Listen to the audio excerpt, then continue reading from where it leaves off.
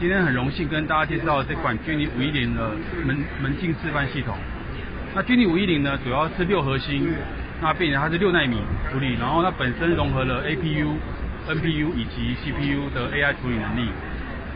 那大家可以看到这款它的门禁系统，它的上面呢主要是针对人脸辨识的部分，那下半部主要是针对人脸的放大。那大家可以看到，如果是绿色的框的话，就是代表它有认证到它原本里面记录的人脸。对，那如果它是蓝色的话，它就会是一个 unknown。对，那更重要的是，如果这个 unknown 持续很久的话，那它就会变成红色的框。然后大家可以想象，如果说如果居家附近的人，如果是不认识的人太久的话，他就可以通知管理员，然后让他去做一些相对应的措施。对，那以上是我针对Genie 510的介绍。